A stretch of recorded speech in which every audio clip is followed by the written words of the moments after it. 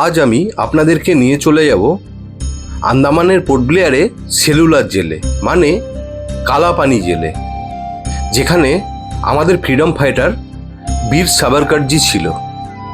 এবং আমি আপনাদেরকে নিয়ে চলে যাব যে প্রিজন সেলে বীর সাভারকর ছিল। আমরা এখন সেলুলার জেলের ভেতরে ঢুকবো।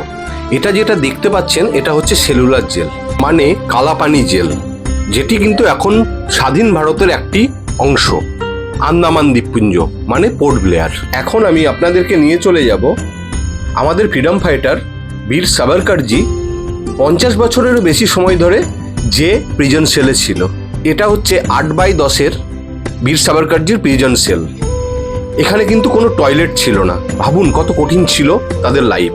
আমার মন থেকে আজকে একটা জিনিসই আসছে, সেটা বলতে ইচ্ছে করছে। আপনারাও বলুন, বন্দে মাতরম, ইনকলাব জিন্দাবাদ।